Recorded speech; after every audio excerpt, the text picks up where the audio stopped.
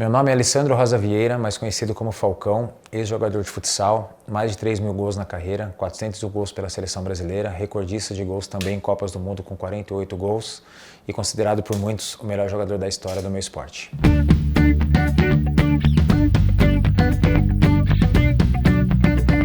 Você tem essa autocrítica ou entendimento que você é o maior nome da história do futsal mundial? Acho que tudo é baseado em números, em reconhecimento, né? Hoje a gente tem o Roda do Brasil e o mundo fazendo eventos, lotando todos os ginásios pela repercussão, também pelo tamanho em rede social, pelos recordes todos, né? De artilheiro em número de gols individualmente falando, em clubes, em seleção, Copa do Mundo, todos os recordes individuais e coletivos também. Eu acredito que pelo reconhecimento, por todos os números, pela minha história também, que a gente deve passar por ela, de 2012, né, que eu acho que é uma história única em qualquer tipo de esporte, uma paralisia facial, os jogos decisivos que eu fiz. Eu acredito que passa muito por isso também e acredito que sim.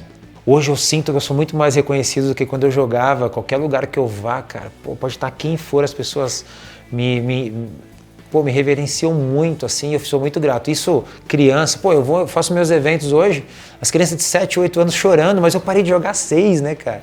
Então é muito maluco isso, assim. Então eu sei que também vem do pai, da mãe, do avô, da avó, e eu fico muito feliz, cara, que sou muito grato, assim, de ser um esporte que não é tão conhecido e o Falcão conseguir quebrar essa bolha. Então eu sou muito feliz de poder contar as minhas histórias para vocês. Eu aprendi que não é o quanto você ganha, é o que você faz com o que você ganha, Emílio. Então hoje eu vejo gente que ganhava 10% do outro, e esse que ganhava 10% tem muito mais coisa do que o que ganhava 90% mais.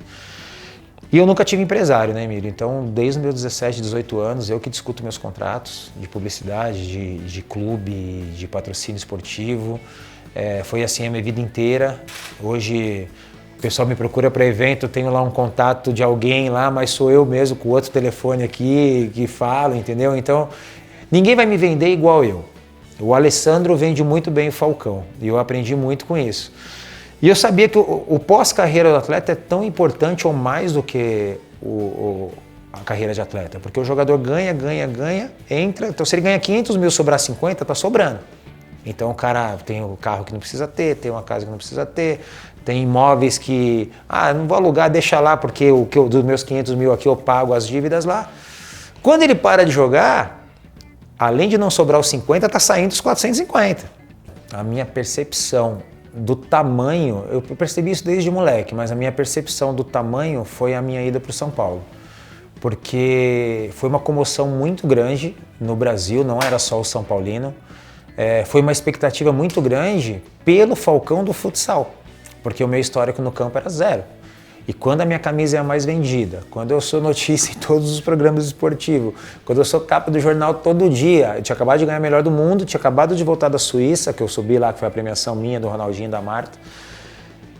E quando eu volto, eu tenho uma aceitação muito grande do público. Eu chego da Suíça, tem muita gente no aeroporto, mas um público do futsal quebrando um pouquinho essa bolha. Quando eu vou para São Paulo, que eu volto, eu trago uma responsabilidade muito grande e abraço ela. Acho que a minha grande diferença foi ali.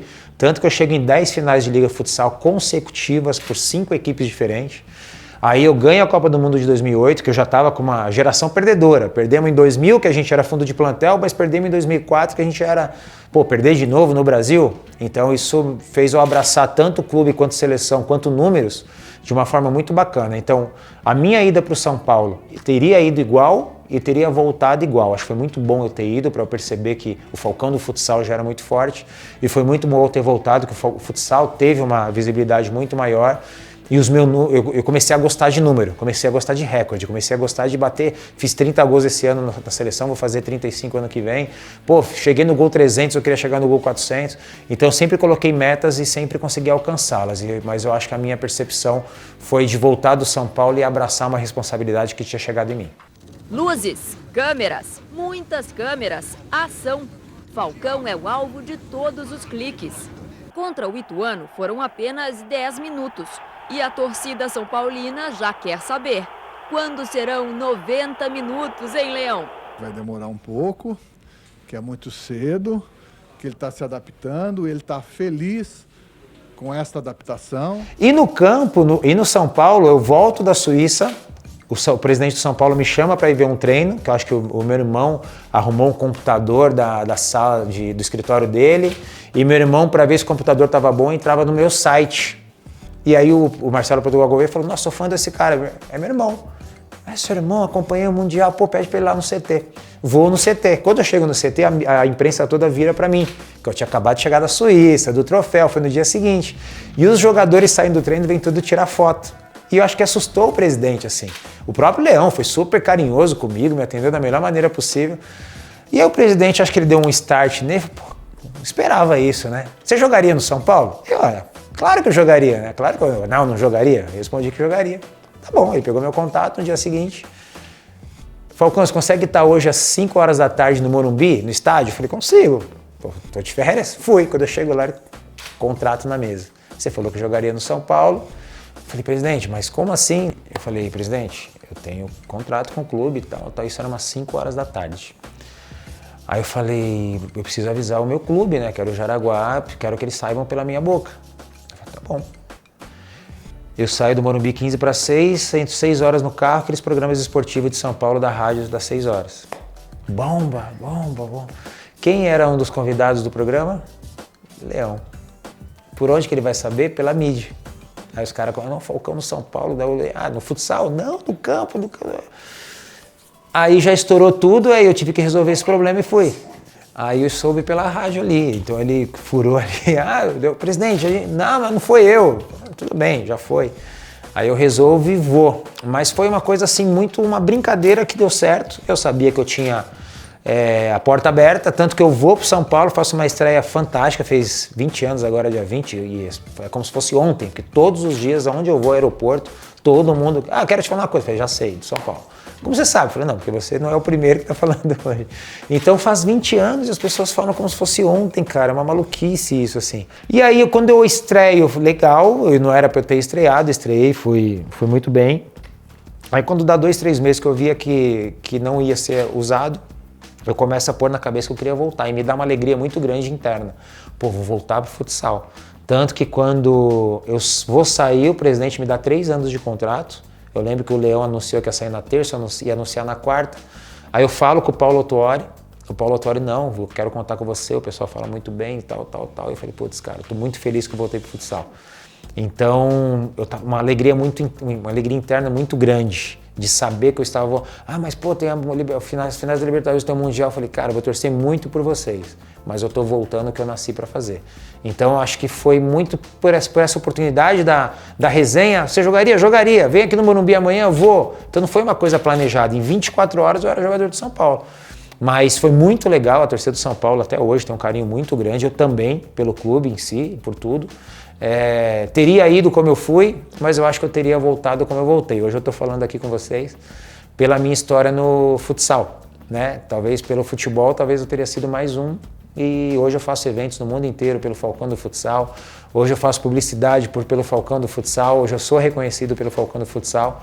E talvez como jogador de futebol eu teria caído no esquecimento, não sei. O futsal eu sei o que eu fiz, no futebol eu não sei o que eu faria. Então a primeira bola que eu pego, eu deixo o grafite na cara do gol, outra bola eu quase faço o gol. E o time do São Paulo era muito bem montado, né? Se tinha o Mineiro Josué que corria para todo mundo, se tinha o Cicinho e o Júnior voando, se jogava com 3 zagueiros. Cara, era uma liberdade para jogar naquele time que eu acho que jogaria. Aonde eu chegaria? Não sei. Mas eu acho que o primeiro jogo mostra que você jogou 10, vamos jogar 15, vamos jogar 20, mas você faz uma estreia daquela, outro jogo, você não é nem convocado. Opa, começamos errado, né? Mas eu tenho nada contra o Leão também, muito pelo contrário, me tratou muito bem. Foi um momento ali que eu acho sim que poderia ter mais oportunidades, mas ele é o treinador, ele que decide. Hoje eu sou grato porque as coisas deram muito certo, né? Depois de 20 anos a gente vê que as coisas foram muito boas, mas nada contra ele, até quero conversar com ele, quero encontrar com ele, porque fica essa coisa que cria uma rivalidade e sempre fala, pô, tratei ele super bem, realmente me tratou super bem, a gente talvez não deu certo como treinador e atleta, talvez por eu ter sido contratado sem o treinador saber que é um erro também, se eu fosse treinador eu também ia ficar bravo, mas olhando para trás hoje, eu tenho que respeitar a carreira dele como treinador, como jogador, né? Um cara que fez história e zero mágoa, eu acho que faria tudo de novo. Nunca mais falei com ele, encontramos num evento na Gazeta, não sei se pode falar Gazeta? Encontrei com ele num evento, numa premiação, e quando eu chegava ele ia para lá, quando ele vinha eu ia para lá, então ficou uma coisa meio boba assim, né? Foi muito mais criado pelos outros do que pela gente. Volto a falar, acho que eu devia ter tido sequência e oportunidade, poderia não dar certo? Poderia, mas a gente ficou nessa incógnita, acho que ficou. Mas até essa pulguinha atrás da orelha de todo mundo foi bom, porque se eu jogasse não tivesse dado certo. Então deixa o pessoal achar que eu ia ser o Ronaldinho Gaúcho, jamais eu seria, mas deixa o pessoal achar assim, para mim foi só positivo, não tem nada para falar de negativo. Eu tive no Corinthians na base 5 anos, e eu passei pelo campo do Corinthians 7 vezes, eu não gostava. Então, quando eu ia jogar futsal no Corinthians, na época tudo era no Parque São Jorge. Os jogadores moravam embaixo da arquibancada, o profissional ia treinar na fazendinha. Quando tinha o jogador do Sub-14, do Sub-15 do futsal, o clube parava para ir me ver jogar. Então, os jogadores do campo saíam debaixo da arquibancada para me ver jogar. E toda vez tinha um projeto para mim no campo do Corinthians. Eu ia, ficava 2 meses e eu não ia mais. Aí eu lembro do seu Pupo Jimenez, não, a gente tem um projeto para você, eu lembro que o clube fez um projeto, beleza, eu vou, ficava 3 meses, aí quando eu tinha escola, açougue do meu pai, campo e futsal, não dava, e quando eu tinha que cortar alguma coisa, eu cortava o campo. Aí teve uma Copa São Paulo de Juniores, que eu ia ser titular, aí liberaram quem era de São Paulo para passar o Natal em casa. Fui para casa e não voltei. Então eu tive aquela oportunidade que seria o momento certo de jogar, mas a minha paixão era futsal. A Portuguesa eu fui contratado, também o presidente me contratou, e eu estava para ter meu primeiro filho e eu estava comprando minhas primeiras coisas. Eu fiquei 2 meses e meio na Portuguesa e não recebi. E eu tinha a porta aberta do futsal ali me cutucando para voltar e eu tinha contas a pagar. E aí o meu pai do açougue dele me liga um pouquinho antes do meu pai ficar doente ali. E, você tem conta para pagar, você tem o futsal, volta. Aí ele foi lá em Barueri, lá no Zé Roberto, me pegou. E eu acabei voltando pro futsal, mas foi mais para eu treinava eu, Alex Alves e o Ricardo Oliveira no ataque, né? Era um time muito legal, tudo. Só que eu não recebi, era um momento crítico da Portuguesa ali, também tenho um carinho, um respeito muito grande, e voltei para essa opção. E no Palmeiras, o Ademir da Guia me levou, foi a única indicação dele. O Palmeiras, eu vou contar exatamente como é que foi. O Ademir da Guia me viu jogar um torneio no Guarujá pela seleção de futebol 7, acabei o campeonato. Eu queria gravar aquela minha semana no Palmeiras. Tudo que eu pensava eu fazia. Os jogos, treinos, amistosos, os dribles, as jogadas, os lançamentos. E o Marco Aurélio gostou muito. E eu não sei se a diretoria tinha alguma coisa com o Ademir da Guia, que não teve acerto financeiro. Só que quando chega no domingo, segunda-feira, eu tinha que ter a resposta do Marco Aurélio. O Palmeiras perde para a Ponte Preta 5-1. O Marco Aurélio cai à noite. Aí o Celso Rotti assume 3 dias depois, me liga que ele queria me ver mais 10 dias, só que o meu clube do futsal não me liberava mais 10 dias. E eu falei pro Ademir daqui, falei, Ademir, o que eu fiz ali, daí, não teve essa... Tô te falando com uma diferença mínima, só que as minhas contas eram muito redondas. Então o que eu ganhava eu investia, eu aprendi com meu pai. Cria dívida para você ter as coisas. Então eu não podia perder um pouquinho, se eu não tivesse dívida eu teria ficado no Palmeiras. Então foi muito mais um desacerto financeiro da diretoria e também do Marco Aurélio ter caído. Então eu treinei no Palmeiras 1 semana, mas aquela semana eu queria filmar tudo que eu fiz aquela semana e guardar. Ali foi bem especial. Só que o fato de sempre ter o plano B, você ter ali, bom, aqui tá desconfortável, vou voltar pro futsal. Então me tirou do campo muitas vezes. E teria ido pra Portuguesa de novo, teria ido pro Palmeiras de novo, teria ido pro São Paulo de novo, mas foi tudo situações de momento ali que eu tinha que tomar uma decisão. Como eu tinha o escape do futsal, eu sempre escolhi escapar pro futsal. E o Falcão era meu pai. Então meu pai era o craque do clube dele ali na Zona Norte de São Paulo, que comparavam ele com o ex-jogador Falcão. E eu era o Falcãozinho que acompanhava o Falcão, ele que era o Falcão. E nos intervalos dos jogos do meu pai, eu pegava a bola, tanto no campo quanto na quadra, e ficava ali. O pessoal demorava para começar o jogo, ficavam me olhando, mas eu não tinha essa percepção. Aí quando eu tinha 11, 12 anos, um amigo do meu pai falou que o filho dele era federado, que eu tinha que ser federado. Eu falei, mas o que é federado, né? Que é no Clube Guapira, lá no Jaçanã, em São Paulo. Aí ele me levou para fazer um teste lá de 10 dias. No primeiro treino eu já acabei com o treino. Aí meu primeiro jogo foi contra o Corinthians, 91. Aí eu fiquei 6 meses, perdemos 2-1, eu fiz o gol, o Corinthians me monitorou, porque eu acho que eu já fiz um grande jogo. Mesma coisa, no 92 o Corinthians me leva para 10 dias de treino. No primeiro treino eu faço 8, 9 gols, ele já mandou eu escolher o número da camisa, eu já escolhi a 10, já era capitão do time. Então foi tudo muito rápido assim, mas na escola eu era o menino da 4ª série que jogava com os da 7ª, 8ª série e era como se eu estivesse jogando com os menores que eu.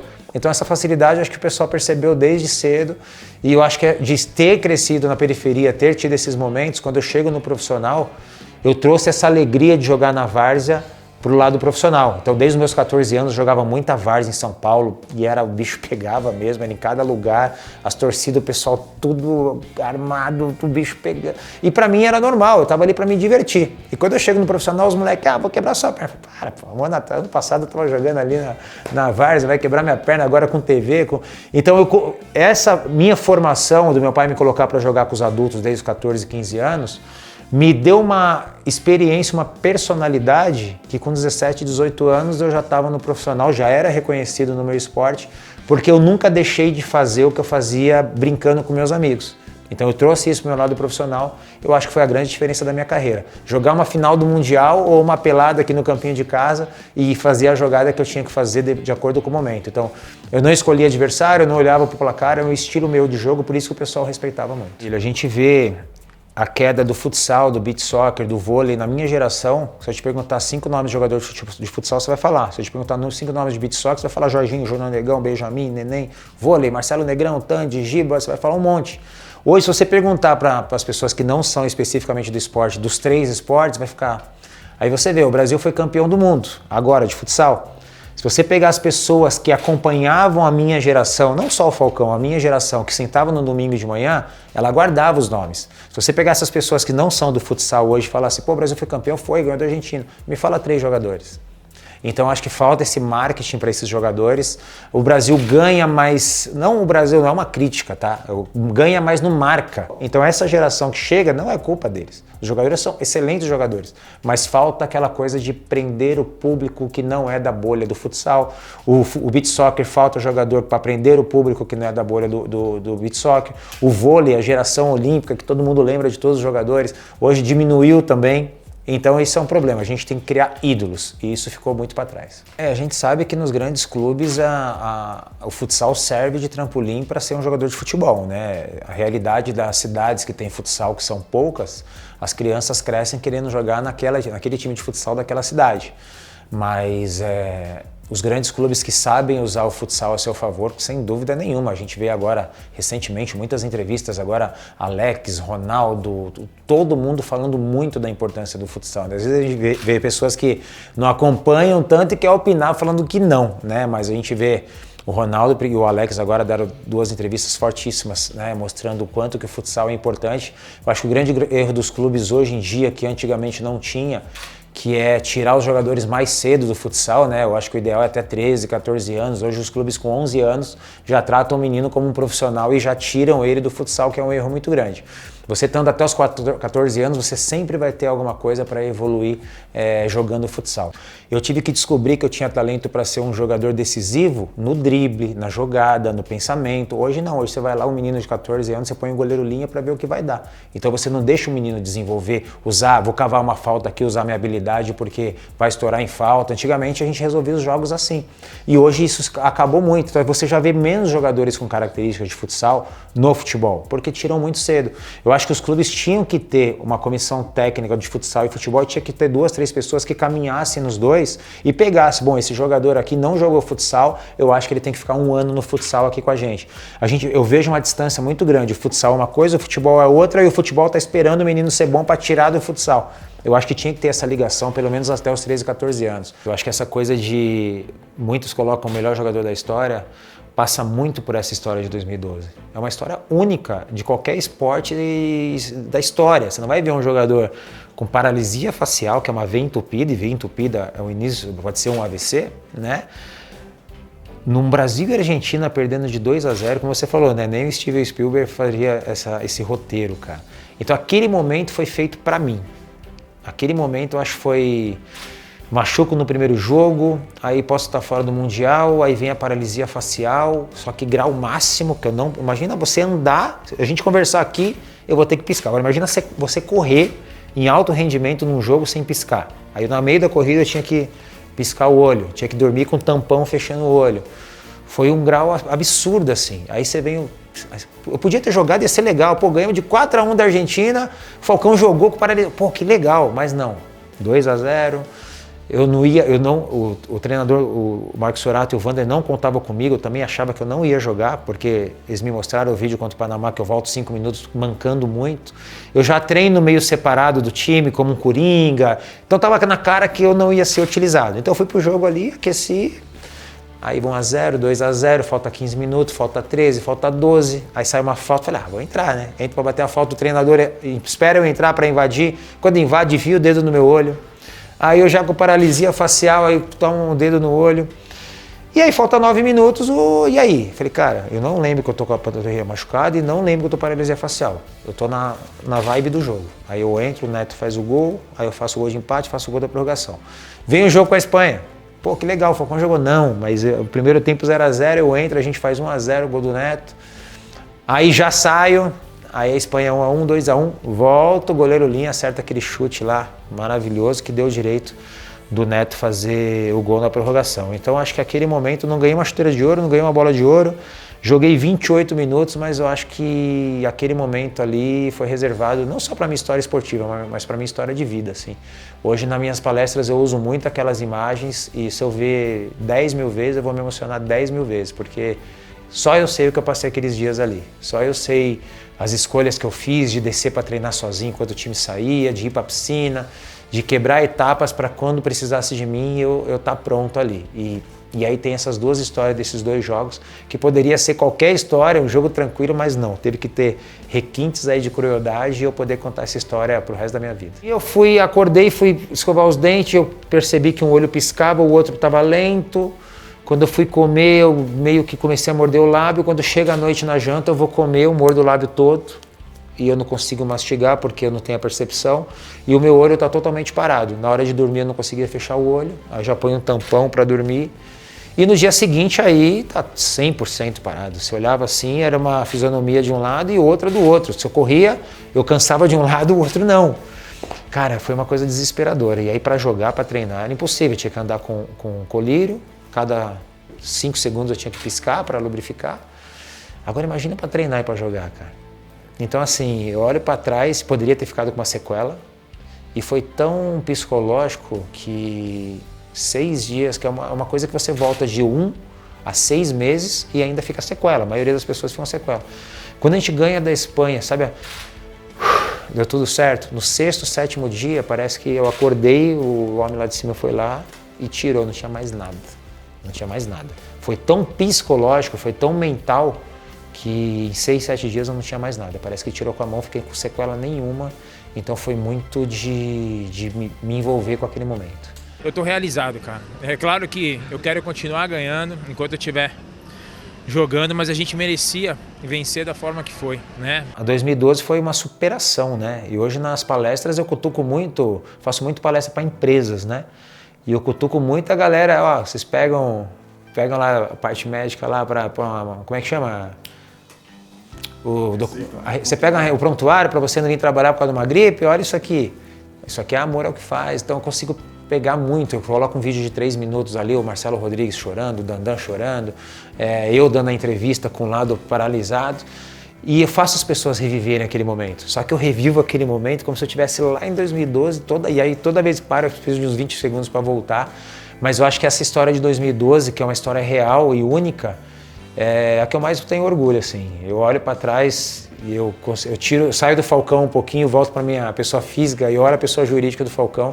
Eu tenho muito orgulho daquele cara lá, cara. Aquele cara ali, aquele momento ali para mim foi um momento muito crucial, assim, que eu consigo usar de exemplo para muita gente hoje. Eu tô sempre na casa dele, fui pro navio dele, do navio dele eu fui passar o ano novo com ele lá, fiquei com ele alguns dias. Então durante a recuperação dele, pelo menos 30, 35 dias picados, né? Eu fiquei na casa dele ali, tenho uma amizade muito grande com ele. Ele tem ciúme de mim com o pai dele tem ciúme de mim com ele. Ele quer jogar, cara, ele é viciado em jogar bola, né? Ele teve uma lesão muito séria, muita gente pega, o Neymar machuca, mas todas as lesões dele foram traumas, né? Ele quebrou a costela na Copa, ele torceu o tornozelo, agora ele rompeu todo o joelho. São coisas que fogem mas cuidado, lesão muscular. Raramente você vê o Neymar com lesão muscular, porque são sempre traumas, sempre pancadas, sempre alguma coisa. Agora ele quer voltar a jogar. Imagina um cara igual o Neymar, o nome que ele tem, ele tá 1 ano e meio sem jogar praticamente. Ele voltou, teve uma lesãozinha, ele quer jogar. E todo mundo quer que ele jogue, né? E eu, como amigo particular dele, e vendo ali o sofrimento que ele teve no tratamento ali no dia a dia, ele quer muito voltar a jogar. E agora ele vai voltar faltando aí 1 ano e pouquinho para a Copa e que ele faça uma grande Copa para nós. Foram 2 situações. 2008 com o Cristiano, né? Ainda bem, eu sempre falo, né? Ainda bem que o Pula e o Thiago, o goleiro, estavam juntos, que eu estava ali rodeando para tirar foto. 2008, eu tenho essa foto que é uma foto eu, ele e o Pula até. E aí ele tá comendo aqui, eu tô esperando o momento certo, ele olha, daí ele olha de novo, daí ele... Falcão, sim, né? Daí ele chama o Rick, que é o brasileiro, quem tá aqui, o Falcão do futsal. Ele para de comer, ele me puxa, pega a camisa dos meus filhos, assina, faz eu ficar com ele ali até a hora da premiação. Depois ele me atende em 2014 aqui em Campinas, na Copa do Mundo, foi a única pessoa que ele atendeu, eu levei os filhos lá em 2017 na premiação The Best ali que eu tive da FIFA. Então esse fato dele olhar e ele reconhecer e chamar foi muito legal. E a do Maradona também, nessa de 2017, era a foto que eu queria, que faltava para mim, era o Maradona. Eu tô na área de premiados ali também, eu tô com os meus filhos e tá o Batistuta e o Maradona e o filho do Batistuta. E o filho do Batistuta fica me olhando, daí eu cumprimento ele e ele querendo... E eu acho que ele... Sei quem que é. Daí ele puxa o pai dele assim, queria tirar uma foto com o Falcão, tal. Daí o Batistuta vem. Você é o Falcão? Sou. Pô, meu filho quer tirar uma foto com você. Eu falei, pô, só se eu puder tirar uma foto com você. Aí o Batistuta tira a foto minha com o filho e o Maradona vê, pô, o Batistuta tá tirando foto, quem que é, né? Aí quando o Batistuta volta, eu percebo que o Maradona pergunta. Aí o Batistuta fala, não, o Falcão do futsal do Brasil e tal. Aí o Maradona vem na minha direção, eu congelei. Aí o Maradona me dá a mão assim, ele beija a minha mão e fala, você faz muita gente feliz. O futebol deve... Ele falou, você, o Ronaldinho Gaúcho, ele põe ali uns nomes ali, eu lembro meio... E assim, a noite inteira ele passa por mim e beija a minha mão. E eu não tirei a foto com ele. Eu travei. E aí tem a premiação, quando eu chego no hotel, aí tá Batistuta, Ronaldo, Trezeguet, Azimbaeva, Marta, tudo na mesma mesa. Aí o Maradona me vê e me chama pra sentar do lado dele. Aí eu falo pra ele, eu falei, Maradona, a noite inteira você beijou minha mão e eu não tirei uma foto com você. E eu quero tirar uma foto beijando você beijou minha mão. É essa foto que eu tenho com ele. Aí meu filho vem pra tirar foto. Não sei se foi meu filho ou se foi o Ronaldo que tirou. Aí ele beija minha mão aqui e eu tiro. Então aquele dia pra mim foi um dia muito especial, assim. E essas 2 situações, com certeza, incomparáveis. Eu joguei meu futsal, quebrei meus números, estou aqui falando com você pelo que eu fiz nas quadras. Talvez pro esporte foi muito bom também. Como eu te falei, esse desenho, não tem nada na minha carreira que eu teria feito diferente. Nada. Eu acho que eu escolhi os clubes certos no momento certo. Todos os clubes que eu passei eu fui campeão. Nunca passei 1 ano sem um título importante. Então acho que isso, desde os meus 17 anos, eu nunca passei 1 ano sem um título importante. E a pessoa tem que passar por tudo isso e fazer mais do que isso para ser igual para fazer. Então, eu acho que olhando para trás, o cara tem que fazer 4.000 gols, tem que fazer 401 gols com a seleção, tem que fazer 48 gols em Copa do Mundo, com paralisia facial, perdendo o jogo, eu acho que...